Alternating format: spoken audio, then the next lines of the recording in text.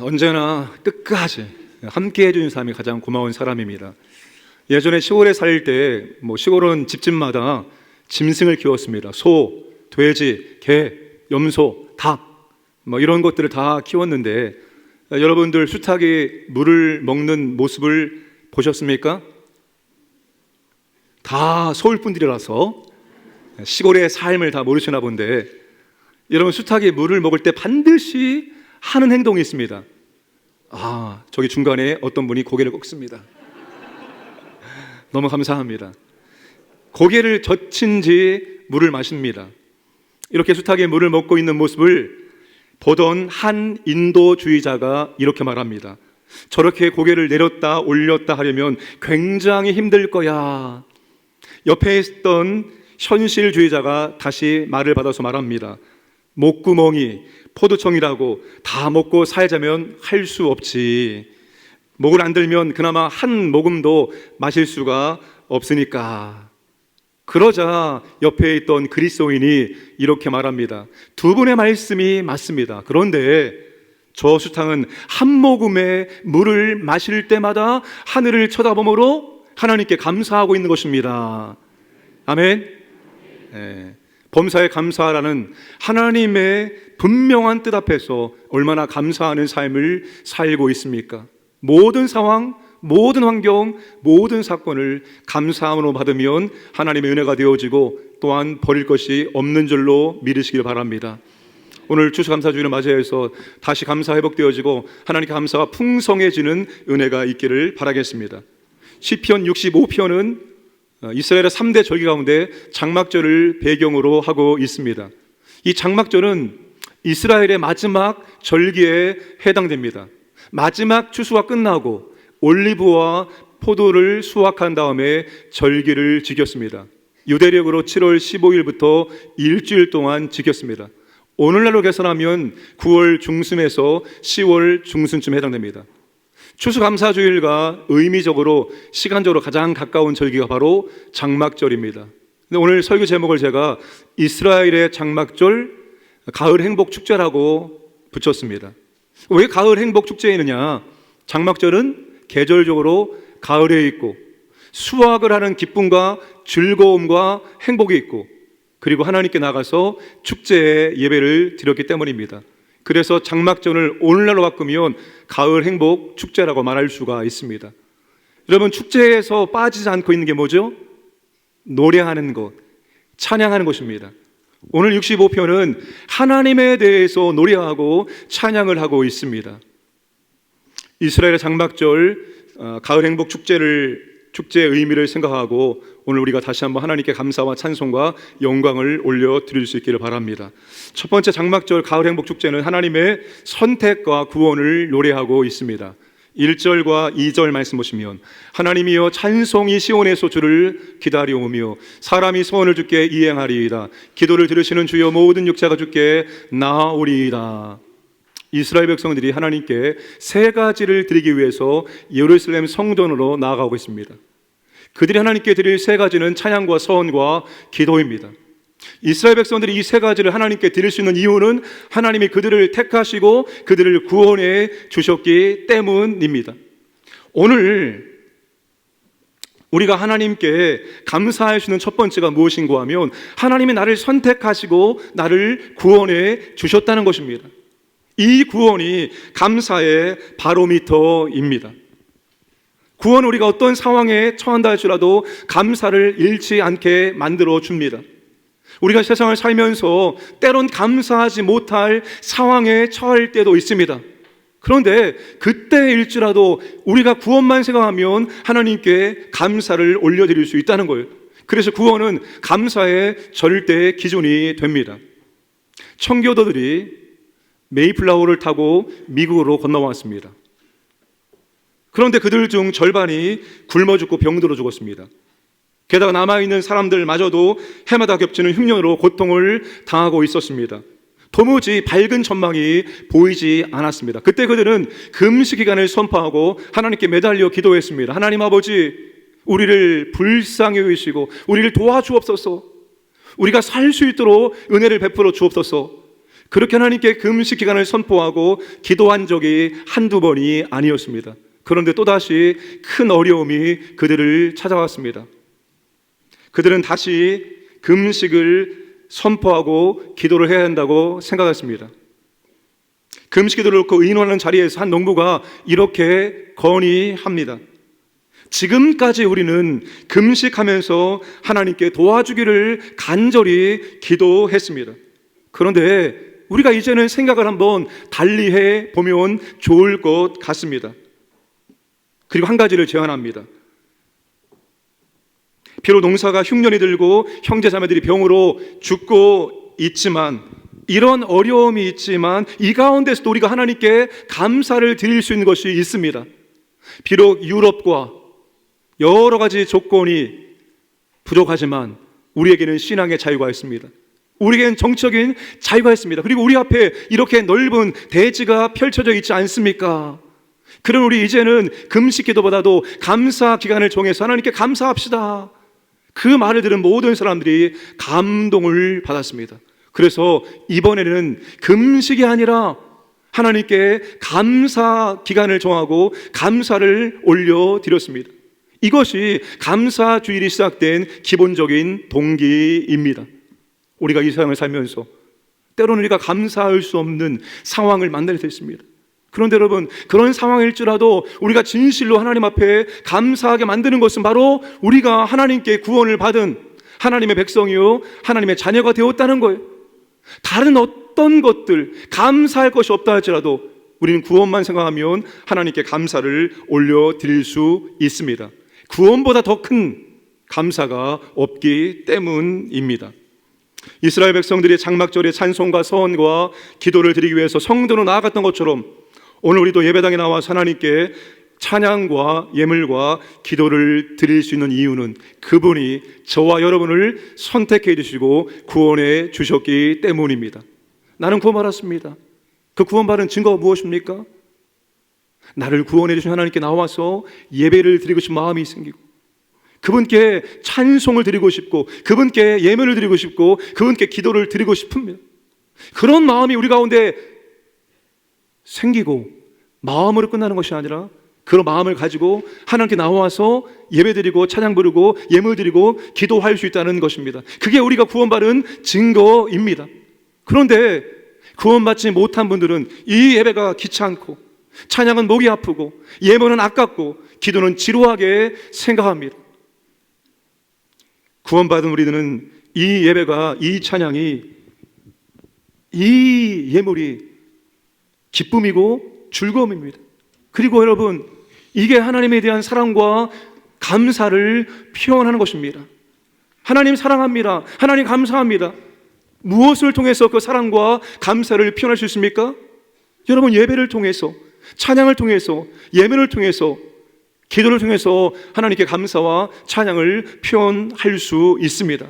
여러분, 그런 예배, 그런 찬양, 그런 예물, 그런 기도를 하나님께 올려드릴 수 있기를 원합니다. 찬양, 사랑, 감사가 들어간 겁니다. 하나님은 구원받은 백성들이 하나님께 찬양과 소원과 기도를 드릴 때 받기만 하시는 분이 아닙니다. 그걸 받으시고 하나님은 우리에게 은혜를 내려주십니다. 어떤 은혜를 내려주실까요? 3절 말씀을 함께 읽겠습니다. 죄악이 나를 이겼사오니 우리의 허물을 주께서 사하시리다. 우리를 죄와 사망에서 구원하신 하나님께서 우리가 하나님께 나와서 예배드릴 때마다, 기도할 때마다, 찬송 부를 때마다 하나님은 우리의 죄를 용서해 주시고 우리가 죄에 이길 수 있는 힘과 능력을 허락해 주신다는 거예요. 시인은 죄가 너무나 강력해서 압도당했다, 굴복했다고 말합니다. 죄가 시인을 이겼다고 말합니다. 죄에 따라 이끌려 살아갔고 그 죄로 말미암아서 그의 영혼과 그의 마음이 괴로웠다라고 고백을 하고 있습니다. 성 어거스틴이 음란죄를 범하고 있었을 때 이렇게 고백을 했습니다. 원수가 나의 의지를 잡고 있었다. 그리고 그는 쇠사슬을 만들어 나를 묶었다. 나의 의지가 사악했기 때문에 그것은 음욕으로 바뀌었고 음욕은 습관이 되었고 저항받지 않는 습관은 필수품이 되었다. 다른 것을 붙잡고 있는 고리 같은 것이었다. 그리고 그들의 단단한 결박은 나의 손과 발을 꽁꽁 묶었다. 이게 죄의 속성입니다. 죄는 여러분 우리를 묶습니다. 죄는 우리를 자유하지 못하도록 결박하는 그런 속성을 가지고 있습니다. 우리 가운데 죄를 지으면서 기뻐하며 즐거워하는 사람은 아무도 없습니다. 이게 죄라는 거 알면서 마음이 편하지 않으면서도 우리가 죄를 짓는 거예요. 죄는 여러분 우리를 결박하는, 우리의 마음을 올가매는 그런 속성을 가지고 있습니다. 그런데 하나님께 나와서 우리가 죄를 고백하면, 죄를 자백하면 하나님은 우리의 죄를 용서하시고, 그리고 우리가 그 죄를 싸워 이길 수 있는 힘과 능력을 허락해 주신다 말씀을 하고 있습니다. 그러므로 어떠한 죄든지 죄를 지을 때마다 우리가 하나님께 나와서 죄를 낱낱이 고백하시길 바랍니다.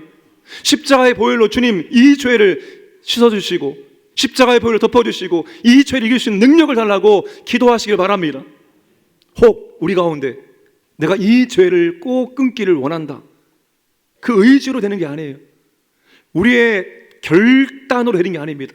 하나님께 나오셔서 하나님 아버지, 내가 이 죄, 습관적인 이 죄 가운데 빠져 있습니다. 주여 이 죄를 끊을 수 있도록 은혜를 주옵소서. 회개합니다. 용서합니다. 그리스도의 십자가의 능력을 허락해 주시옵소서. 성령의 권세와 능력을 허락해 주옵소서. 그렇게 우리가 회개하고 고백할 때 하나님은 그 죄를 용서하시고 이길 수 있는 능력을 주시는 분이심을 믿으시기를 바랍니다. 여러분, 죄의 문제 해결할 때 하나님의 은혜가 우리 가운데 내려오는 거예요. 3절에 죄의 문제 해결되어지면 4절에 여호와께서, 하나님께서 우리 가운데 가까이해 주실 수 있습니다. 죄의 문제가 해결되지 않으면 하나님께서 가까이 하셔서 우리에게 은혜를 베풀어 주실 수가 없습니다. 이사야 59장 1절과 2절 말씀. 여호와의 손이 짧아 구원하지 못하심도 아니요 귀가 둔하여 듣지 못하심도 아니라 오직 너희 죄악이 너희와 너희 하나님 사이를 갈라놓았고 너희 죄가 그의 얼굴을 가려서 너희에게서 듣지 않으시게 함이니라. 여러분, 죄는 항상 하나님과 우리 사이를 가로막고 하나님의 은혜가 우리 가운데 임하지 못하도록 장벽과 같은 역할을 감당합니다. 그러나 우리가 죄를 고백하고 죄를 회개할 때 하나님께서 우리 가운데 가까이 하셔서 우리에게 은혜를 베풀어 주십니다. 4절 말씀을 함께 읽겠습니다. 주께서 택하시고 가까이 오게 하사 주의 뜰에 살게 하신 사람은 복이 있나이다. 우리가 주의 집 곧 주의 성전의 아름다움으로 만족하리이다. 다르게 번역하면 주님의 거룩한 성전에서 온갖 좋은 복으로 만족하렵니다. 온갖 좋은 복으로 우리가 주님의 전에서 만족하리이다. 하나님이 가까이 해주시고 하나님께서 우리에게 온갖 복을, 은혜를 주십니다. 야고보서 1장 17절 말씀. 온갖 좋은 은사와 온전한 선물이다 위로부터 빛들의 아버지께로부터 내려오나니. 온갖 좋은 은사가, 온전한 선물이다, 여러분, 하나님 아버지께로부터 우리에게 주어지는 것임을 믿으시길 바랍니다. 죄를 회개하고 하나님과의 관계가 회복되어지면 하나님이 우리가 기도할 때 우리 가운데 가까이 해주시고 우리가 간구하는 것들을 들으시고 하나님께서 오늘 우리에게 은혜를 베풀어 주신다는 거예요. 오늘 저와 여러분들은 그 은혜로 말미암아서 살고 있음을 믿으시기를 바랍니다. 그런데 1절에서 4절 말씀이 어디에서 이루어지고 있습니까?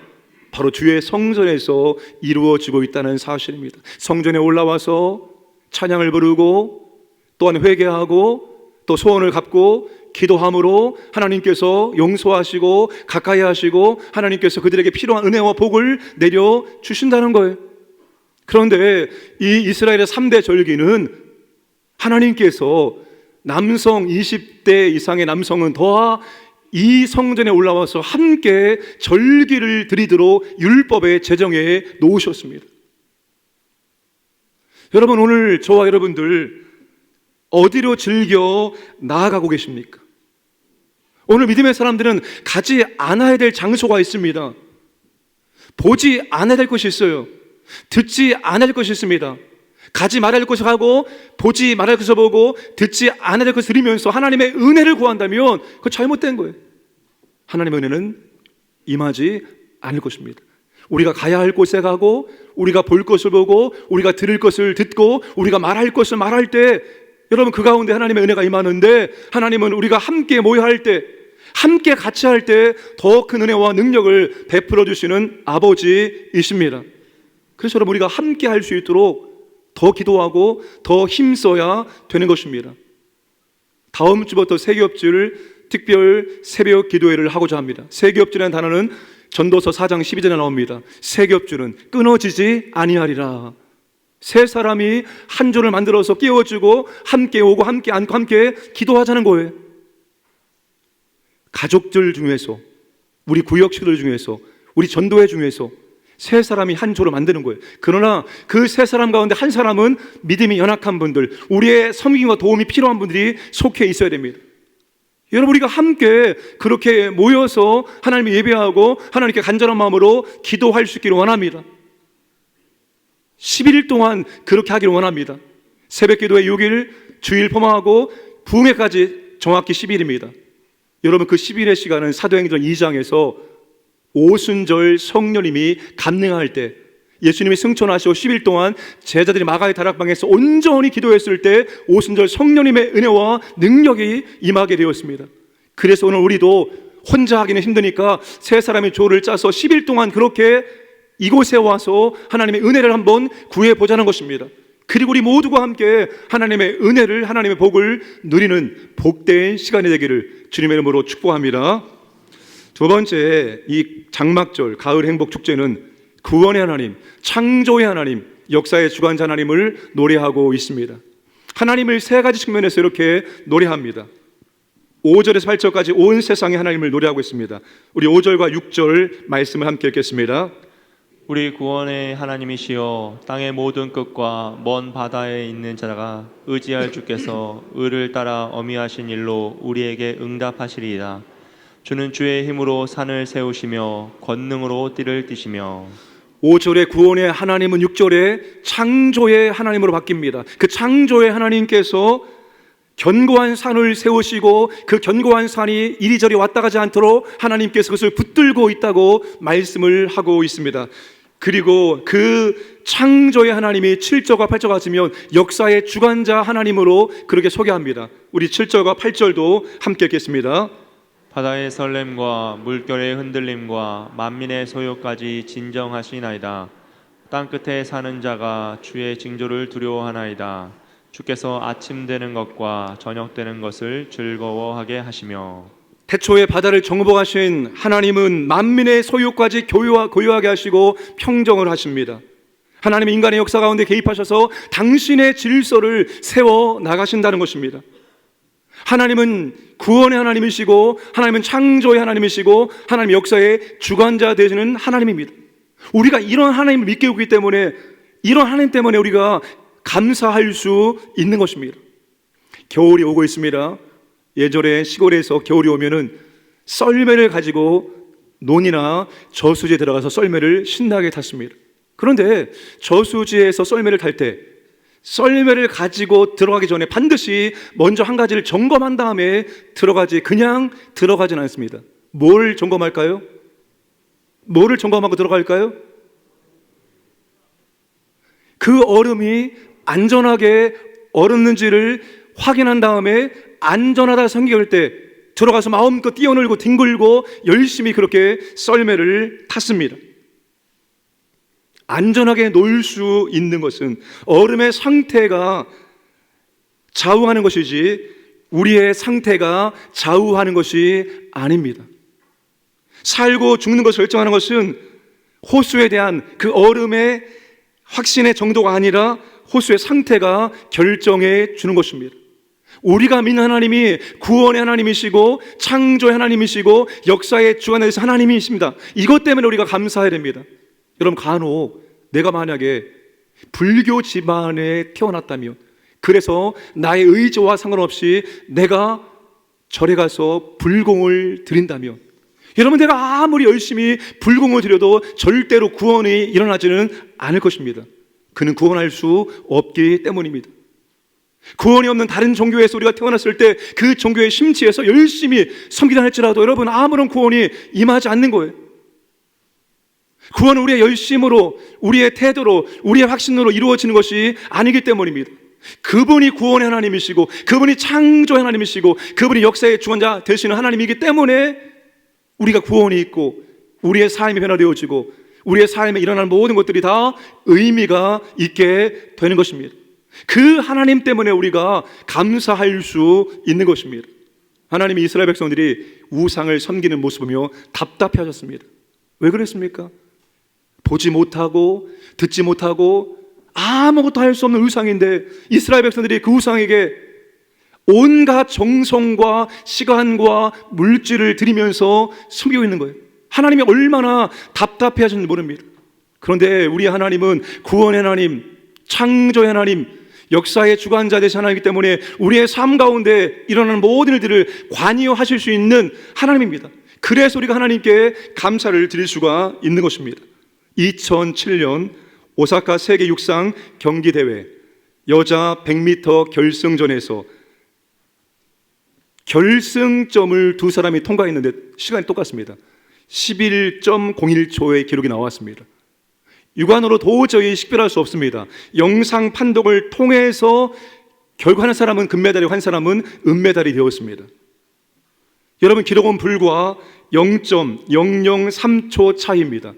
우리가 눈을 깜빡할 때 그 시간을 0.02초입니다. 이보다 6배나 짧은 상상하기 어려운 1000분의 3초 차이로 한 사람은 금메달이, 한 사람은 은메달이 결정이 되었습니다.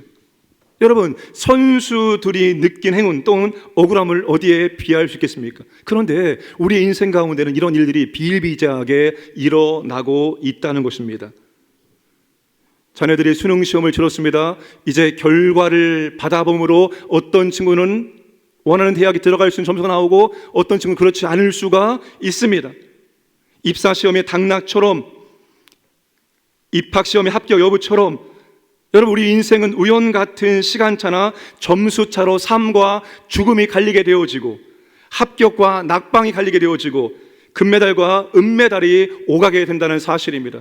그런데 여러분, 우리가 그런 일을 당할 때 세상 사람들처럼 행운이라고 말합니까? 운이 좋았다고 말합니까? 우리는 그렇게 말하지 않습니다. 모든 것이 합력하여 선을 이룰 수 있는 하나님의 개입이고 하나님의 역사이고 하나님의 주권적인 섭리라고 우리는 말하게 되어지는 거예요. 그 하나님이 우리의 삶 가운데 관여해 주시기 때문입니다. 여러분, 우리가 그런 하나님을 믿기 때문에, 예배하기 때문에 우리가 하나님께 감사할 수 있습니다. 하나님이 구원의 하나님이 아니라면 우리가 아무리 애쓰고 수고해도 우리는 구원받지 못합니다. 하나님이 창조의 하나님 아니라면 우리는 아무리 노력해도 우리는 변화되지 않을 것입니다. 그 하나님이 역사와 개인의 주관자 아니면 우리의 삶에 일어나는 모든 것들은 무의미할 일에 불과할 것입니다.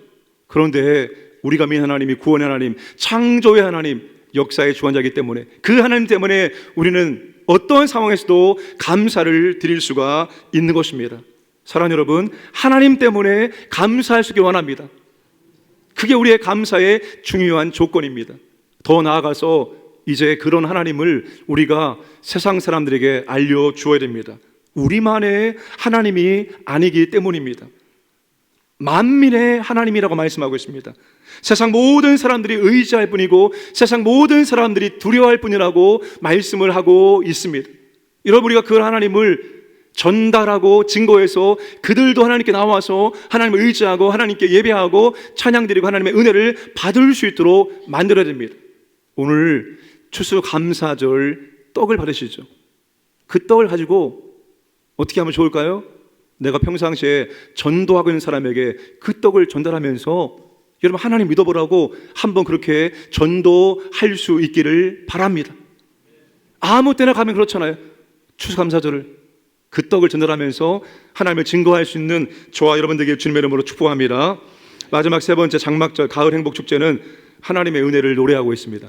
9절부터 13절까지 말씀은 모든 것이 하나님의 은혜임을 찬양하고 노래하고 있습니다. 9절에서 13절 말씀까지 핵심되는 말씀이 바로 11절 말씀입니다. 우리 11절 말씀 함께 읽겠습니다. 주의 은택으로 한 해를 간 씌우시니 아멘. 주의 은혜로 한 해를 관 씌우셨다라고 말씀하고 있습니다. 시작도 하나님의 은혜요, 마지막 수확도 하나님의 은혜요, 그 가운데 있는 모든 순간순간이 다 하나님의 은혜로 되어졌음을 고백을 하고 있는 것입니다. 시인은 모든 것이 하나님의 은혜로 된 것을 한 해 농사의 과정을 통해서 설명해 주고 있습니다. 여러분 9절 말씀을 함께 보겠습니다.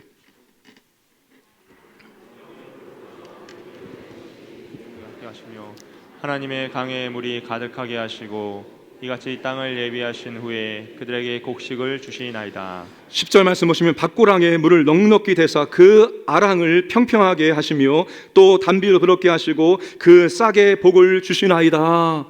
지금 하나님께서 어디에 복을 주고 있습니까? 하나님의 땅을 돌보시고 땅을 예비하시고 땅에 복을 주시고 강에 물을 가득하게 저장하게 하시고 밭고랑에 하나님께서 물을 대고 은혜를 주시고 하나님께서 싹에 복을 은혜를 허락해 주셨다는 것입니다. 그래서 결과적으로 풍성한 수확을 얻게 해 주셨다라고 말하고 있습니다. 다시 말하면 모든 것이, 모든 과정이 다 하나님의 은혜로 되어졌다고 시인은 고백을 하고 있습니다. 이스라엘의 3대 절기는 모두 추수와 연결이 되어 있습니다. 왜 하나님께서 유월절과 맥주절과 이 추수감사절을 수확이 끝난 다음에, 추수가 끝난 다음에 절기를 지키도록 했을까요? 이게 너희들의 수고와 너희들의 땀으로 된 것이 아니라 하나님의 은혜로 되었다는 것을 늘 기억하고 고백하고 알게 하기 위함입니다. 인간의 수고보다 하나님의 은혜가 더 크다는 것입니다. 시기적절한 하나님의 은혜가 없었다면 인간의 노력은 아무것도 이룰 수가 없었다는 것입니다. 신명기 8장 17절 18절 말씀을 함께 읽겠습니다. 그러나 내가 마음에 이르기를 내 능력과 내 손의 힘으로 내가 이 재물을 얻었다 말할 것이라. 내 하나님 여호와를 기억하라. 그가 내게 재물을 얻을 능력을 주셨음이라. 이같이 하심은 내 조상들에게 맹세하신 언약을 오늘과 같이 이루려 하심이라. 내 능력과 내 손으로 재물을 얻었다라고 우리는 생각할 수 있습니다. 그런데 하나님께서 뭐라고 말씀하십니까? 아니다.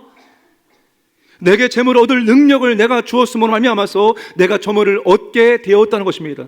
내가 이 일을 할 수 있는 것은 하나님께서 그 일을 할 수 있는 은혜와 능력을 주었기 때문에 그 일을 할 수 있고, 그와 같은 결과를 받은 것은 하나님께서 은혜를 주었기 때문이라고 신명기에서 모세는 말씀을 하고 있습니다.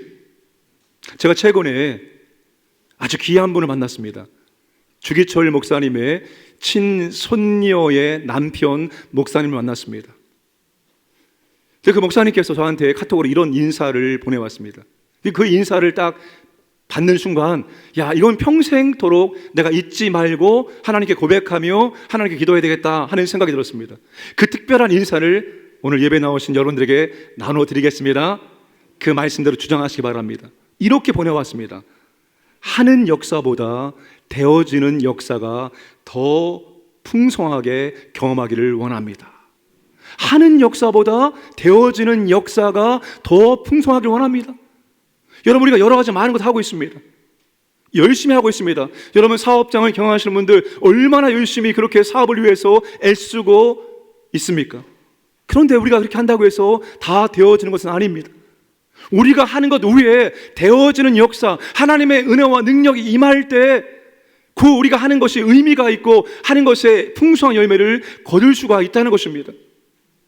여러분, 목회 진짜 열심히 하시는 목사님들이 너무나 많습니다. 그런데 열심히 한다고 다 잘 되는 것은 아닙니다. 하는 역사 위에 되어지게 하는 역사가 있을 때만이 잘 될 수 있습니다. 하나님께서 우리의 삶 가운데 되어지게 하는 역사를 주시기를 주님의 이름으로 축복합니다. 한 심리학자가 특이한 시험을 했습니다. 어느 동네 한 구역을 택해서 집집마다 매일 그 집 앞에 $100씩 놓고 갔습니다. 그리고 그 결과를 관찰을 했습니다. 실험 첫날 사람들은 그가 미친 사람이 아닌가라는 의심이 들었지만 슬그머니 그 돈을 가지고 갔습니다. 사흘이 지나자 $100씩을 집 앞에 놓고 가는 사람의 이야기가 동네에 아주 가득하게 울려 퍼졌습니다. 둘째쯤 되자 이제 현관에 나가서 그 $100의 돈을 동네 사람들이 기다리고 있었습니다. 셋째 주가 되자 이제 돈을 받는 것을 이상하게 여기지 않았습니다. 넷째 주가 되자 이제 그것을 아주 당연하게 생각했습니다. 그 실험하는 학자는 이제 한 달이 되어지자 이제는 돈을 놓고 가지 않고 그 자리를 그냥 그 동네를 지나쳤습니다. 그러자 마을 사람들이 매우 불쾌하면서 왜 오늘은 안 주냐고 그렇게 따졌습니다. 사람들은 이유 없이 베풀었던 은혜를 당연한 것처럼 생각하게 되었고 고마하게는커녕 오히려 주지 않는 것을 서운해하고 불쾌하게 여겼다는 것입니다. 오늘 우리의 삶이 모든 순간이 다 하나님의 은혜로 되어진 것입니다. 당연한 것이 아무것도 없습니다. 우리가 모든 순간이 모든 것이 하나님의 은혜로 되어졌음을 우리가 인정할 때만이 하나님께 감사를 올려드릴 수 있습니다. 모든 것이 하나님의 은혜로 되었고 지금은 하나님의 은혜로 되고 있음을 믿으시고 인정하시고 하나님께 감사할 수 있기를 주님의 이름으로 축복합니다. 말씀을 마무리하겠습니다. 오늘 시인이 마지막을 무엇이라고 끝납니까? 그들이 다 즐거이 외치고 또 노래하나이다. 그들이 환호하면서 하나님께 찬양과 노래를 부르고 있다는 것입니다. 여러분, 시편 65편은 모든 감사의 원천이 하나님께 있음을 우리에게 알려주고 있습니다. 우리를 택하시고 구원하신 하나님 때문에 감사할 수 있고, 우리가 믿는 하나님이 구원의 하나님, 창조의 하나님, 역사의 주관자 하나님이기 때문에 감사할 수 있고, 그 하나님이 우리의 인생의 모든 고비고비마다 은혜를 베푸신 하나님이기 때문에 감사할 수 있는 것입니다. 그렇다면 하나님을 떠나거나 하나님과 멀어지면 우리의 감사도 작아지고 약해질 수밖에 없습니다. 우리의 감사가 더 풍성해지고 감사가 충만하기 위해서는 여러분 그 하나님과 더욱더 가까이 하시고 그 하나님과 더욱더 친밀하게 교제하시는 믿음의 삶을 살아가시기를 주님의 이름으로 축복합니다.